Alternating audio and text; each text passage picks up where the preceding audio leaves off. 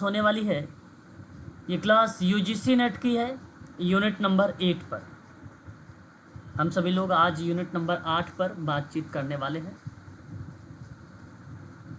और भारतीय संविधान से संबंधित है, सामाजिक न्याय से संबंधित है, मानवाधिकार और समाज कार्य अभ्यास पर आधारित है, यूनिट नंबर 8। आज हम सबसे पहले बात करेंगे संविधान, भारत के संविधान के बारे में। ठीक है, आप देख सकते हैं ये सिलेबस है। भारत का संविधान में विशेषता पढ़ेंगे, लक्षण है, उद्देशिका है, डीपीएसपी यानी राज्य के नीति निर्देशक तत्व और अनुच्छेद। देखो अनुच्छेद तो बेसिकली 400 प्लस है ना, मूल रूप से 395 थे।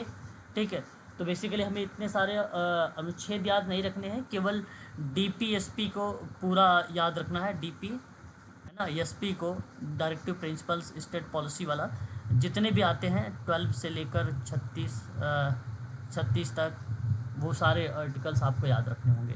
ठीक है, ये काफ़ी इम्पॉर्टेंट है। बाकी बीच बीच में जैसे मैं बताऊंगा आपको कौन कौन से इम्पॉर्टेंट है, उन आर्टिकल पर बातचीत करूंगा। फिर एक है सामाजिक न्याय का टॉपिक। ठीक है, सामाजिक न्याय के नेतृत्व में यहाँ से सवाल नहीं पूछा जाएगा। ठीक है, भारतीय संविधान से सवाल आपके परीक्षा में बनेंगे। यहाँ से डीपीएसपी से भी सवाल बन सकते हैं, अनुच्छेद से भी सवाल बनेंगे और उद्देशिका से भी सवाल बनेंगे। में भी हो सकता है लक्षण विशेषता से एक प्रश्न बनेगा, तो वो भी अभिकथन और कारण पर बनेगा। ठीक है, और सामाजिक न्याय से अगर हम बात करते हैं तो इससे एक सवाल आप लोगों से परीक्षा में बनेंगे। ठीक है, सामाजिक न्याय और नेतृत्व से एग्ज़ाम में सवाल नहीं आएंगे, निश्चिंत रहिए। और सामाजिक न्याय के उपकरण में अगर हम लोग बात करते हैं तो सिविल सोसाइटी यानी नागर समाज से ये प्रश्न बन सकता है, एक प्रश्न यहाँ से आपके परीक्षा में देखने को मिलेंगे। ठीक है, उसके बाद अगर हम बात करते हैं नेक्स्ट पॉइंट पर, मैं भी एक बार आपको रिवाइज करवा रहा हूँ, मोटा मोटा चीज़ें बता रहा हूँ कि एग्ज़ाम में आपके प्रश्न कहाँ कहाँ से बन सकते हैं परीक्षा में, है ना। मानव अधिकार के इतिहास से आप लोगों के एक सवाल मिलेंगे हिस्ट्री के संदर्भ में यहाँ से। ठीक है, ये आपका एक प्रश्न ज़रूर बना सकता है। मानवाधिकार की घोषणाओं से भी बन सकता है, मानवाधिकार और संरक्षण व्यवस्था से भी एक सवाल हो सकता है बन जाए। तो इनमें से केवल एक ही आएगा, या तो मानवाधिकार संरक्षण व्यवस्था से पूछेगा, या तो मानवाधिकार घोषणाओं से पूछेगा, या मानवाधिकार के इतिहास से प्रश्न बनेगा। ठीक है, एक प्रश्न आएगा। मानवाधिकार और समाज कार्य के संदर्भ में देख सकते हैं आप लोग, समाज कार्य की आचार संहिता से सवाल एक या तो दो देखने को मिलेंगे। एक तो 110% आएगा, प्लस हो सकता है। ठीक है, आचार संहिता से। मानवाधिकार संरक्षण से भी प्रश्न बन सकता है, आपको एक सवाल मिलेगा यहाँ से। ठीक है, एंड समाज कार्य अभ्यास में मानवाधिकार परिदृश्य, इसको आप हटा सकते हो। और नारी अधिकारवादी अभ्यास से एक सवाल आप लोगों को बन सकता है। और इसमें खासकर जो बुक है, बुक से बनेगा किताब, आपको मैच करना होगा, सम्मिलित करना होगा, उसके संदर्भ में यहाँ से एक प्रश्न देखने को मिल सकता है। मानवाधिकार का अगर आप उल्लंघन करते हैं तो उस परिस्थिति में दिया गया है ये। ठीक है, पीड़ित व्यक्तियों के बीच में समाज कार्य आप कैसे करेंगे। ठीक है, उनके लिए तो अप्लाइड टाइप एक सवाल बनेगा, और वो बनेगा कि निम्न कथनों पर विचार करें, है ना, पॉइंट रहेगा, कूट आपको छांटना होगा इसमें। ठीक है, एक प्रश्न आ सकता है। UNCRC UNHCR से संबंध में आपसे एक प्रश्न देखने को मिल सकता है इसकी स्थापना को लेकर। ठीक है, राष्ट्रीय मानवाधिकार आयोग से एक सवाल आपको बनेगा परीक्षा में।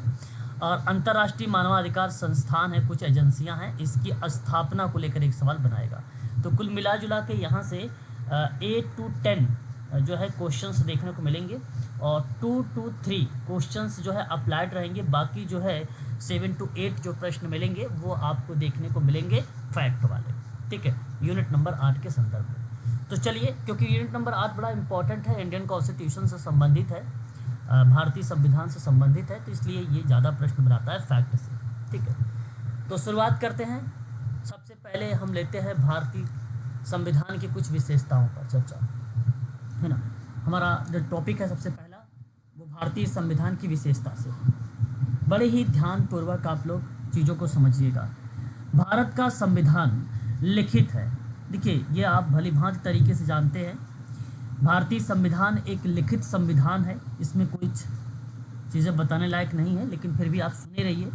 इसका अर्थ ये है कि यह एक विशेष दस्तावेज में लिखा गया है जिसमें भारत की सरकार और इसके कामकाज के नियम और विनियम के बारे में बताया गया है।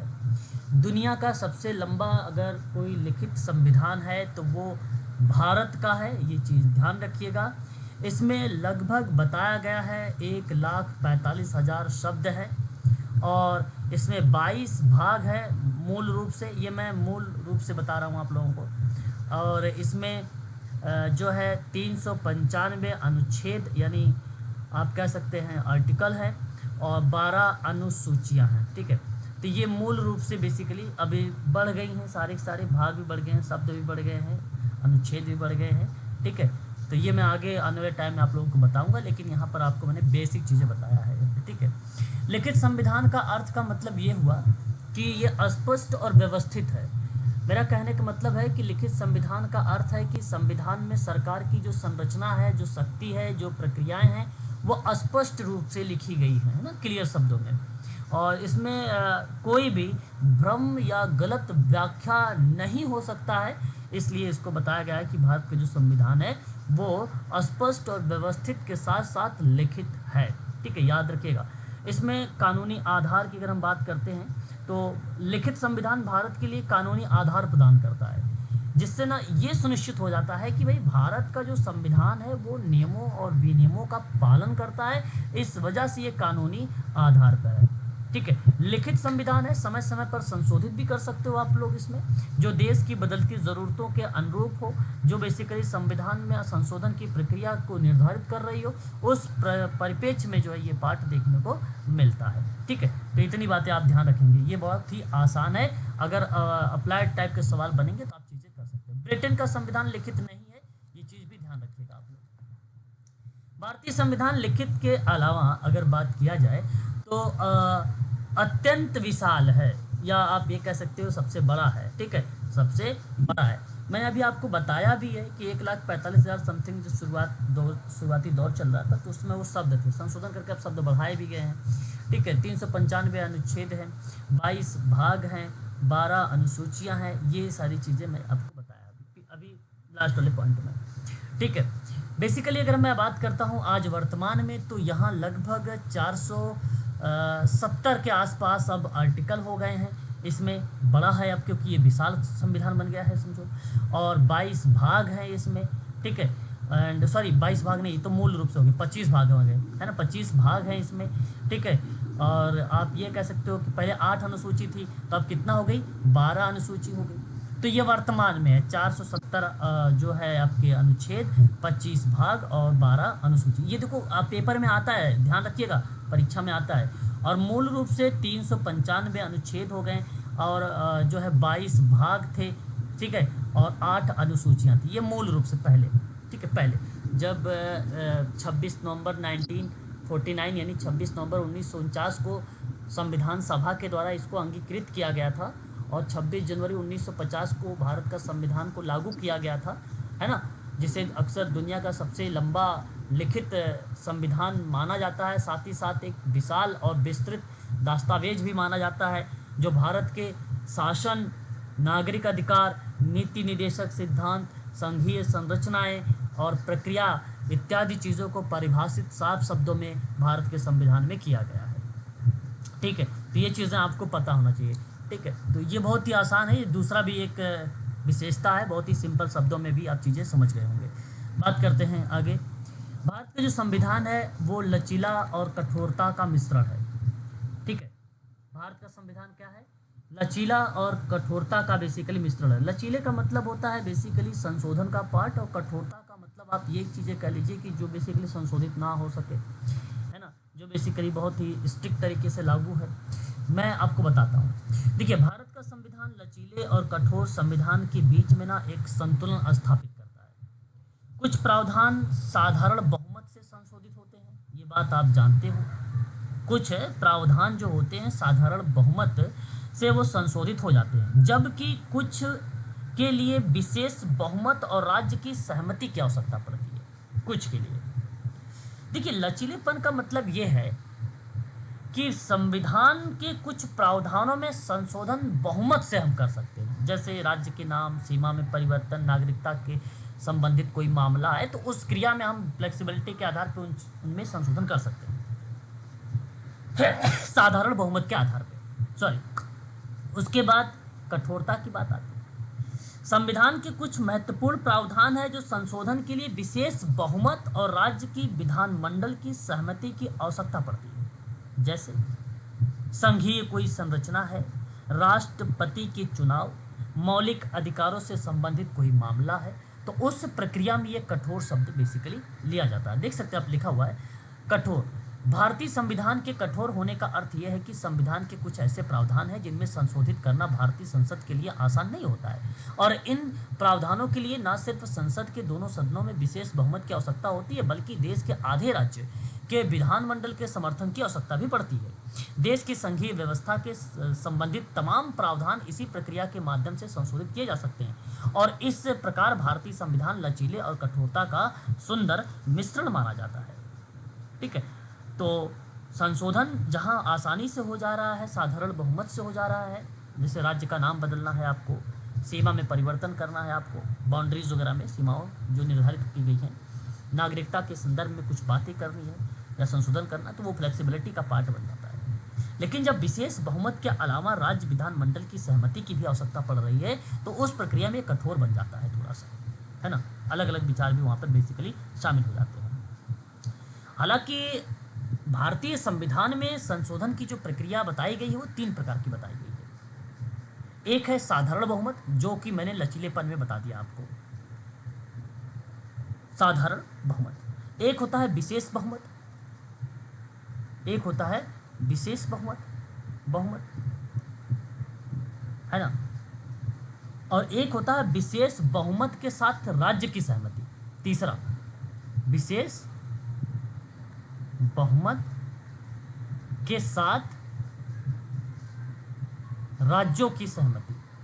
तो ये तीसरा, तो 3 टाइप के होते हैं संशोधन की प्रक्रिया की, है ना। परिस्थिति के अनुकूल बेसिकली चीज़ें होती रहती हैं। तो ये भी एक प्रकार की उसकी फीचर कह लीजिए या उसकी विशेषता कह लीजिए भारतीय संविधान की, ये भी है। ठीक है, आगे बढ़ते हैं। भारतीय संविधान जो है वो संघात्मक और एकात्मकता का मिश्रण भी है। कैसे, इसको भी समझने का प्रयास करिए। मेरा कहने का जो अर्थ है आप सभी लोगों से समझना चीजों को, कि भारत का संविधान संघात्मक और एकात्मक दोनों प्रकार की विशेषताओं को दर्शाता है। यह एक संघात्मक संविधान है क्योंकि इसमें शक्ति का विभाजन है, लिखित संविधान है, स्वतंत्र न्यायपालिका है। जब मैं स्वतंत्र न्यायपालिका, लिखित संविधान और शक्तियों का विभाजन बोल रहा हूं तो इसका मतलब है कि संघात्मक संविधान है। हालांकि इसी में एकात्मकता भी है, एकात्मकता भी दिखाई देती है, जैसे कि मजबूत केंद्र, एकल नागरिकता, आपातकाल के दौरान केंद्र सरकार की शक्ति बढ़ जाना, ये सब एकात्मकता का मिश्रण दर्शाता है। मेरा कहने का सिंपल अर्थ है, मैं आपको समझाना चाहूँगा कि संघात्मक होता क्या है। संघात्मक में 4 बातें याद रखिएगा। पहली बात याद रखेंगे, शक्ति का विभाजन। और शक्ति का विभाजन जब आपको पता है तो आप आसानी से संघात्मक डिफाइन कर लेंगे। जैसे केंद्र और राज्यों के बीच शक्तियों का विभाजन किया गया है, जो एक वास्तविक संघात्मक संविधान की विशेषता को दर्शाता है। दूसरी बात अगर हम करते हैं तो दूसरी बात आती है लिखित संविधान। लिखित संविधान, संविधान में शक्तियों के विभाजन और राज्य के कामकाज को नियंत्रित करने वाले नियम लिखे गए हैं, इसलिए संघात्मक है। स्वतंत्र न्यायपालिका, न्यायपालिका एक स्वतंत्र न्यायपालिका है जो संविधान की रक्षा करता है और विवादों को निपटारा भी करता है, तो वो उसे आप कह सकते हो कि ये स्वतंत्र न्यायपालिका है। चौथा, द्विसदनी, द्विसदनीयता। ये याद रखिएगा, द्विसदनी शब्द आता है परीक्षा में, ऐसी केवल एक ही शब्द में लिखा हुआ मिलेगा, बट ये इसका मतलब समझिएगा। द्विसदनी का मतलब है लोकसभा और राज्यसभा। लोकसभा और राज्यसभा के रूप में एक द्विसदनीय संसद है जो शक्तियों के संतुलन के लिए आवश्यक होता है। इसलिए भारत का संविधान द्विसदनीय शब्द को संबोधित करता है, स्वतंत्र न्यायपालिका को संबोधित करता है, लिखित संविधान को दर्शाता है, शक्ति के विभाजन को आपके सामने प्रस्तुत करता है। अतः आप सभी लोग कह सकते हैं कि भारत का संविधान संघात्मक है। दूसरी तरफ एकात्मकता भी है। एकात्मकता का मतलब है मजबूत केंद्र। मजबूत केंद्र, अच्छा कैसे मजबूत केंद्र? चीज को समझिए। केंद्र सरकार के पास राज्य सरकारों पर अधिक नियंत्रण है, इसलिए मजबूत केंद्र है। भाई केंद्र सरकार के पास राज्य सरकारों पर अधिक नियंत्रण, इसलिए इसको मजबूत केंद्र कह सकते हो। एकात्मक विशेषता बन गई। एकल नागरिकता है, आप कह सकते हो कि एकात्मकता है। सभी नागरिकों को एक ही प्रकार की नागरिकता प्राप्त है, इसलिए एकल नागरिकता है। राज्यपाल की नियुक्ति यानी राज्यों के राज्यपालों को केंद्र सरकार द्वारा नियुक्त किया जाता है, इसलिए भी आप कह सकते हो एकात्मकता का मिश्रण है। अखिल भारतीय सेवा, कुछ सरकारी सेवाएं अखिल भारतीय स्तर पर हैं और उन्हें केंद्र द्वारा नियंत्रित किया जाता है, इसलिए आप एकात्मकता का मिश्रण कह सकते हो। आपातकाल के दौरान बेसिकली शक्ति, आपातकाल के दौरान ना केंद्र सरकार की शक्ति बढ़ जाती है कि नहीं, और राज्य सरकार के कामकाज पर बेसिकली नियंत्रण की स्थिति आ जाती है। तो ये चीज़ें देखने को मिलता है। ठीक है, याद रखिएगा, ये भी हमारे लिए इंपॉर्टेंट रहेगा, एक संघात्मक और एकात्मक मिश्रण का विशेषता भी। आगे बात करते हैं। हमारे भारतीय संविधान की एक खास विशेषता और है जो बेसिकली दर्शाती है लोकतांत्रिक गणराज्य। इसका आशय क्या है, इस बात को भी समझिए। भारतीय संविधान भारत की एक लोकतांत्रिक गणराज्य बनाता है, जिसका मतलब ये है कि देश की सत्ता ना जनता में निहित है। देश की सत्ता, सत्ता मतलब पावर, सत्ता मतलब शक्ति, पावर जनता में निहित है। सरकार न जनता के द्वारा चुनी जाती है, सरकार जनता के द्वारा चुनी जाती है, इसलिए आप कह सकते हो लोकतांत्रिक गणराज्य है।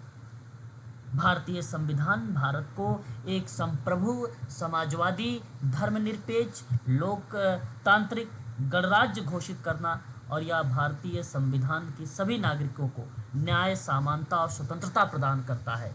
इसलिए याद रखिएगा कि जो भारत का संविधान है उसकी एक और विशेषता है कि भारत का संविधान लोकतंत्र गणराज्य है। ठीक है, ये बात ध्यान रखिएगा। सभी नागरिकों को वोट देने का अधिकार, इसका मतलब लोकतंत्र है। भारत में राष्ट्रपति सर्वोच्च पद पे होता है ना, जो जनता के द्वारा या जनता के चुने गए प्रतिनिधियों के द्वारा चुना जाता है, ना कि वंशानुगत तरीके से होता है, इसलिए गणराज्य है। अगर वंशानुगत होता तो फिर तो गणराज्य होता ही नहीं। भाई उसके पापा या उसके बेटे इस तरीके से बनते या बने होते तो उस परिस्थिति में वंशानुगत होता है, और भारत का संविधान वंशानुगत नहीं है। बात करते हैं भारतीय संविधान की एकल नागरिकता। ये आपने अभी अभी मुझसे सुना भी है, आपने देखा भी है, ये भी एक विशेषता है। एकल नागरिकता का अर्थ सिंपल अर्थों में आप सुनिए, प्रत्येक भारतीय चाहे वो किसी भी राज्य या क्षेत्र से हो, कोई स्टेट या किसी भी एरिया से हो, केवल भारत का नागरिक हो या भारत का एकजुट और सशक्त बनाता है। एकल नागरिकता भारत में व्यक्ति केवल भारतीय नागरिकता प्रदान करती है या की जाती है। राज्य स्तर पर नागरिकता की अवधारणा नहीं होती है कि आप सोचो कि आप फलाने राज्य की अवधारणा है, आप इसी राज्य के हो, ऐसा नहीं। इंडिया के आधार पर यानी केवल भारतीय नागरिकता प्रदान करती है। आप भारतीय हो, आप किसी भी राज्य से हो, उससे कोई मतलब नहीं होता है ना। आप भारतीय संविधान के प्रावधान में आप एक अनुच्छेद पढ़ेंगे, अनुच्छेद 5 से लेकर 11, जहाँ बेसिकली नागरिकता के बारे में बताया गया है ना, नागरिकता के बारे में आगे आप पढ़ेंगे। ठीक है, आगे बात करते हैं। अच्छा, भारत में दोहरी नागरिकता की अवधारणा की मान्यता नहीं है, ये बात ध्यान रखिएगा, बहुत ही इंपॉर्टेंट पॉइंट है, ये परीक्षा में आता है। भारत में दोहरी नागरिकता नहीं है, ठीक है, एकल नागरिकता पर बल दिया गया है, ये चीज ध्यान रखिएगा। आगे बढ़ते हैं। भारतीय संविधान संसदीय व्यवस्था है। देखिए इसके बारे में भी थोड़ा सा बात समझ में आ रही है ना, आप सभी लोगों को बताइएगा एक बार जरूर, बताओ क्या बात। जी सर, जी सर। चलो देखो, भारत का जो संविधान है, भारत में सरकार की संसदीय व्यवस्था के लिए प्रावधान करता है।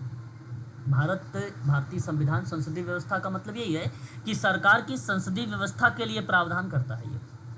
यह एक ऐसा तंत्र है या एक ऐसा सिस्टम है, प्रणाली है, जिसमें विधायिका मतलब संसद, जिसमें संसद और कार्यपालिका का मतलब क्या हो जाएगा? मंत्री परिषद। कार्यपालिका का मतलब हो गया मंत्री परिषद, ठीक है। तो विधायिका संसद और कार्यपालिका हो जाएगी आपकी मंत्री परिषद, ठीक है। इनके बीच एक घनिष्ठ संबंध होता है विधायिका और कार्यपालिका के बीच, जिसमें कार्यपालिका विधायिका के प्रति उत्तरदायी होता है। इस प्रणाली में राष्ट्रपति राज्य का औपचारिक प्रमुख होता है। राष्ट्रपति राज्य का औपचारिक प्रमुख होता है, जबकि प्रधानमंत्री वास्तविक कार्यकारी प्रमुख होता है, और जो मंत्री परिषद की अध्यक्ष करता है ना। तो कहने का मतलब यह है कि जो संसद व्यवस्था है वो विधायी और कार्यकारी क्रियाओं से बेसिकली लोटपोट या एक प्रकार से उससे संलयन है। तो कार्यपालिका संसद से ही ली गई है या ली होती है। कार्यपालिका संसद से ही ली गई होती है और सामूहिक रूप से लोकसभा के प्रति उत्तरदायी होती है ना। राष्ट्रपति नाम मात्र प्रमुख होता है, वास्तविक कार्यकारी जो शक्तियां हैं वो तो प्रधानमंत्री के पास है अपने देश की, है ना। ये बात आप भली भांति तरीके से जानते भी हैं। तो यहाँ मैं आपको एक चीज़ बताना चाहूँगा, भारतीय संविधान की संसदीय व्यवस्था में यदि परीक्षा में सवाल बना तो एक आर्टिकल बनेगा 74 और एक अनुच्छेद बनेगा 75। ये आप ध्यान से सुनिए, अनुच्छेद 74 और 75 के बारे में। ये अनुच्छेद केंद्र सरकार के लिए संसदीय प्रणाली के कामकाज का विवरण देता है। इसमें राष्ट्रपति के लिए मंत्री परिषद की सलाह पर कार्य करना अनिवार्य होता है। राष्ट्रपति के लिए प्रश्न बनेगा कि राष्ट्रपति के लिए मंत्री परिषद की सलाह पर कार्य करना अनिवार्य है। भारतीय संविधान के संसदीय व्यवस्था में कौन से अनुच्छेद में इसका वर्णन मिलता है? तो अनुच्छेद 74 और 75 याद रखिएगा। दूसरा एक इंपॉर्टेंट क्वेश्चन और बनेगा, अनुच्छेद 163 और अनुच्छेद 164 ये क्या बताते हैं? सुनिएगा ध्यान से। ये अनुच्छेद राज्य सरकार के लिए संसदीय प्रणाली के कामकाज का विवरण देता है। संसदीय प्रणाली जो संसदीय व्यवस्था है उसका, है ना, पूरा कामकाज का विवरण देता है, जिसमें राज्यपाल के लिए, अब देखिए राष्ट्रपति 74-75 में आ रहा है, अब बात मैं कर रहा हूं राज्यपाल के लिए। राज्यपाल 163 और 64 में आएंगे। राज्यपाल के लिए मंत्री परिषद की सलाह पर कार्य करना अनिवार्य होता है। राज्यपाल के लिए मंत्री परिषद की सलाह पर कार्य करना बेसिकली अनिवार्य होता है। बात बहुत ही आसान है। मैं आपसे क्वेश्चन करूंगा परीक्षा में सवाल पूछा जाता है कि राष्ट्रपति के लिए मंत्री परिषद की सलाह पर कार्य आएगा तो वो कौन सा अनुच्छेद होगा राष्ट्रपति के लिए? तो 74-75 होगा। और यदि आपसे पूछेगा कि राज्यपाल के लिए मंत्री परिषद की सलाहकारी का अनिवार्य है तो वो आपका बनेगा 163 और 64 बनेगा। संसद, भारतीय संसद में दो सदन है। एक सदन है लोकसभा, आप सबको मालूम है। लोकसभा को हम लोग कह सकते हैं लोगों का सदन। लोकसभा का मतलब ये हुआ लोगों का सदन। और एक होता है राज्यसभा। राज्यसभा का मतलब होगा राज्यों का सदन, ठीक है। तो लोकसभा के सदस्य सीधे जनता के द्वारा चुने जाएंगे क्योंकि लोगों के द्वारा है वो। लोकसभा के सदस्य सीधे जनता के द्वारा चुने जाएंगे, जबकि राज्यसभा के सदस्य, मैं बात सदस्य की कर रहा हूं, लोकसभा के सदस्य सीधे जनता से चुने जाएंगे, जबकि राज्यसभा के सदस्य राज्य के विधान मंडल द्वारा चुने जाएंगे। पेपर में सवाल बनता है, राज्यसभा की अगर आपको सदस्यता लेनी है तो आपको सदस्यता तब मिलेगी जब राज्य विधानमंडल आपको चुनेगा। ये बात ध्यान रखिएगा, ठीक है। आगे बढ़ते हैं।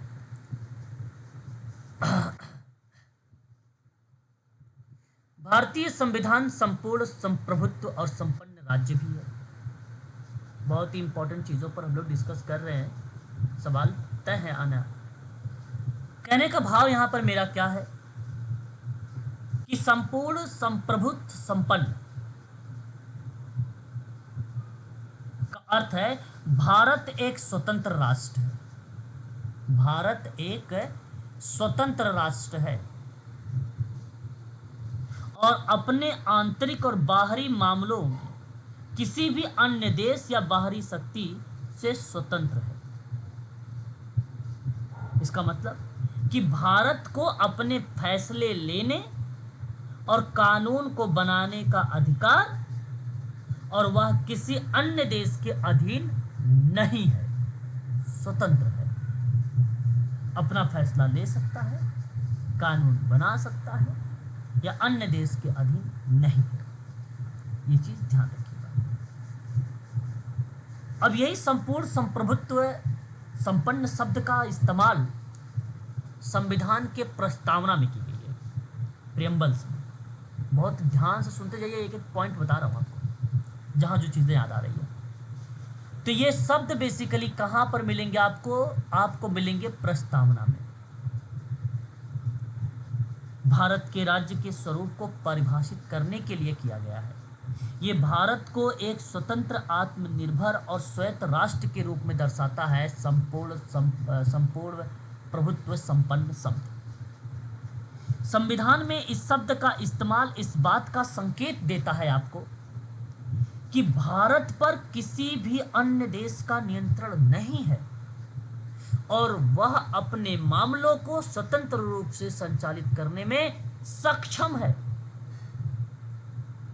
आपने सुना है भारतीय संविधान में एक संशोधन हुआ, 42वां संविधान संशोधन 1976 में, जहां संपूर्ण प्रभुत्व संपन्न लोकतांत्रिक गणराज्य के बजाय, पहले यही लिखा गया था, संपूर्ण प्रभुत्व संपन्न लोकतांत्रिक गणराज्य, 5 शब्द शामिल थे। इसकी बजाय संपूर्ण प्रभुत्व या प्रभुत्व संपन्न जैसे शब्द को शामिल किया गया। समाजवादी, पंथ निरपेक्ष, लोकतंत्रात्मक गणराज्य शब्दों का इस्तेमाल बेसिकली किया जा रहा है। ठीक है, तो याद रखिएगा, भारत का एक ऐसा स्वतंत्र राष्ट्र है भारत, जहां आंतरिक और बाहरी मामलों में किसी अन्य देश से कोई एडवाइस या कोई सलाह या कोई बाध्य जैसे शब्द इसके संदर्भ में नहीं आएगा कि वो अधीन है। ठीक है, तो वो स्वतंत्र है, ये चीज़ ध्यान रखिएगा। अब यहाँ आप लोगों ने देखा भारत के संविधान की विशेषता यानी फीचर। अब उसी के संदर्भ में कुछ शब्द और आएंगे जो लक्षण को भी संबोधित करेंगे या उसको दर्शाने का प्रयास करेंगे। तो कौन कौन से पॉइंट्स आते हैं, जरा हम उस पर भी एक बार विचार विमर्श करते हैं एक एक शब्दों का। ठीक है, भारत का संविधान व्यापक या विशाल या उसी चीज को दर्शाता है। सिमिलर शब्द है, इसमें कोई अंतर नहीं है, जो विशेषता में वही है।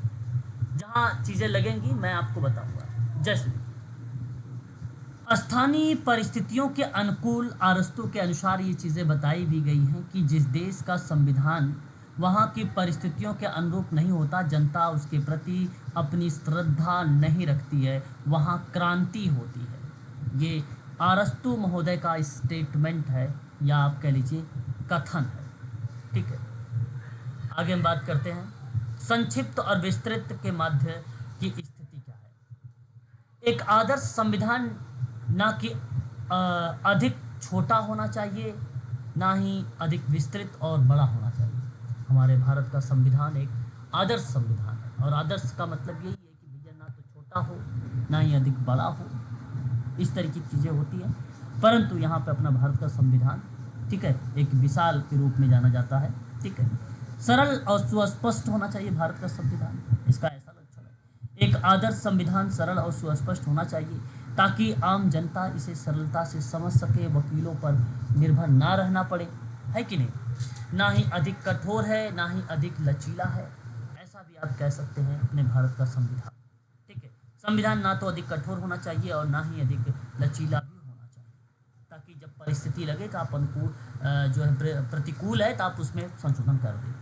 कर्तव्यों का समावेश, संविधान के अच्छे नागरिक बनने और जो है नागरिकों को चरित्र विकास हेतु नागरिकों के महत्वपूर्ण कर्तव्यों का उल्लेख भी होना चाहिए। उसके बाद मौलिक अधिकारों का प्रावधान।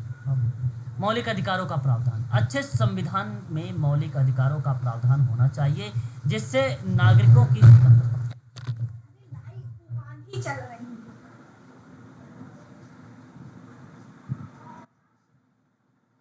ठीक है, याद रखिएगा। आगे बात करते हैं। और धर्मनिरपेक्षता, धर्मनिरपेक्षता आधुनिक समय में धर्मनिरपेक्ष संविधान आदर्श और महत्वपूर्ण माना जाता है। ठीक है, अगर हम बात करते हैं भारत का जो संविधान है धर्मनिरपेक्षता पर आधारित है। ये चीजें कह सकते हो। धर्मनिरपेक्ष का मतलब क्या है? हेलो, मेरी आवाज जा रही है? Yes sir. एक स्पष्ट विभाजन पार्ट है जहां धार्मिक संस्थानों को सार्वजनिक जीवन में शामिल होने से रोकता है। तो राज्य किसी भी धर्म को आधिकारिक तौर पर समर्थन नहीं देता है, ये सब ध्यान रखिएगा। एक आदर्श दल प्रणाली, एक आदर्श दल प्रणाली का मतलब क्या है, इस चीज को भी समझ लीजिए। ये एक आदर्श दल प्रणाली वह है जो राजनीतिक प्रतिनिधियों, स्थिरता, जवाबदेही को बढ़ावा दे, साथ ही नागरिकों को उनकी राय व्यक्त करने और राजनीतिक प्रतिक्रिया में भाग लेने का अवसर प्रदान करे। उस शब्दों से इसको संबोधित किया गया है एक आदर्श दल प्रणाली। ठीक है, तो ये भारतीय संविधान है।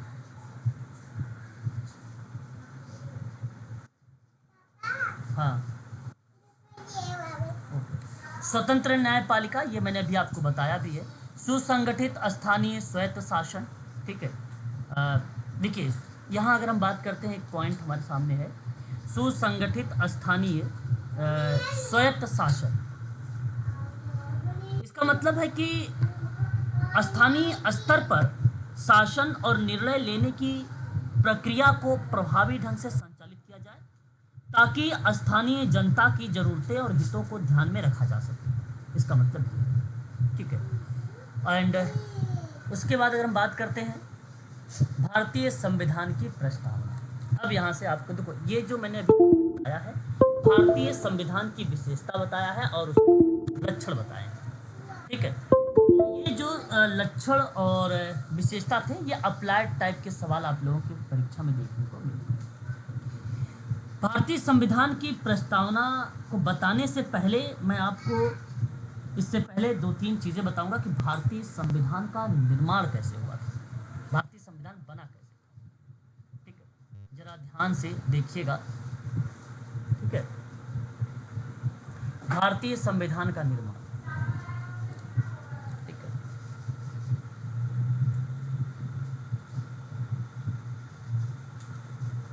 भारतीय संविधान का निर्माण। ठीक है, इसमें 5 चीजें ध्यान रखिएगा आप लोग, 5 पॉइंट। एक पॉइंट इसमें एक अहम था, संविधान सभा का गठन। संविधान सभा का गठन। दूसरा पॉइंट याद रखिएगा, संविधान निर्माण का समय। संविधान निर्माण का समय। तीसरी पॉइंट ध्यान रखिएगा, संविधान सभा की समिति। संविधान सभा की समिति। और चौथी बात याद रखिएगा, संविधान के स्रोत, संविधान के स्रोत, और लास्ट में याद रखिएगा संविधान की विशेषता। ठीक है, अब इन्हीं 6 पॉइंटों से आपके भारतीय संविधान का निर्माण होता है, जिसमें अभी अभी आप लोगों ने संविधान की विशेषता को देख लिया है। शुरुआत करते हैं संविधान सभा का गठन को लेकर। यहाँ से सवाल फैक्ट बनाए जाएंगे, और यदि अप्लाइड बनाए गए तो फैक्ट के आधार पे अप्लाइड होंगे। मैं हेडिंग डालता हूँ संविधान सभा का गठन।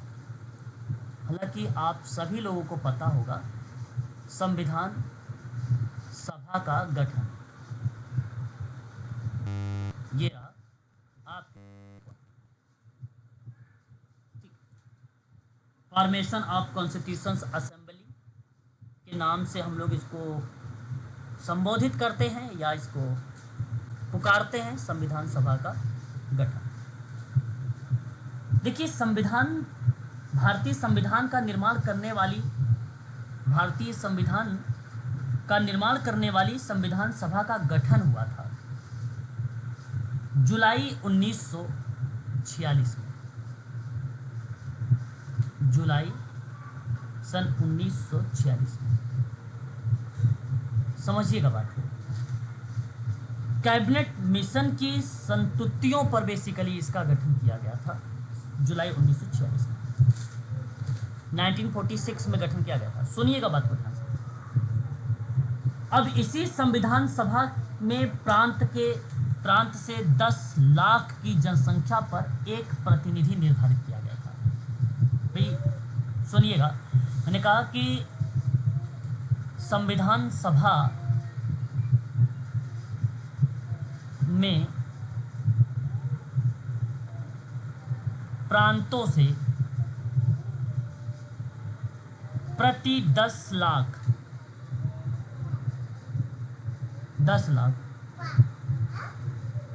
की जनसंख्या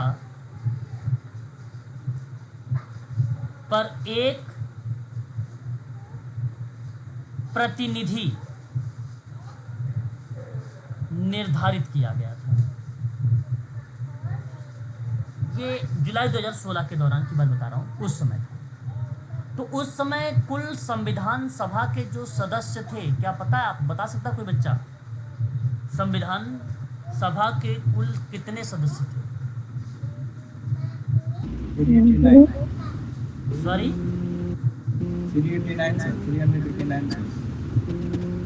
सिराज, आवाज बिल्कुल भी नहीं आ रही है। 389 सर, 389 सर। कुल सदस्य थे 389, बिल्कुल सही सदस्य निर्धारित किए गए थे। सही आपने बताया। प्रांत से कितने थे? प्रांतों से कितने सदस्य थे? 292 सर। 292। देसी रियायत कितने थे? 93 सर। देसी रियासत 70 थे। नहीं, 93 सर, 93 सदस्य थे। और कमिश्नरी क्षेत्र से कितने सदस्य थे?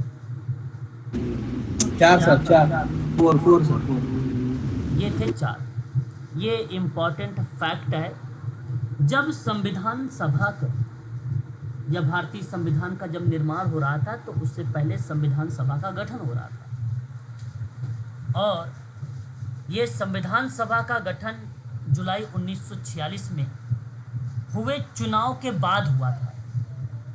और इसकी पहली एक बैठक हुई थी, पहली बैठक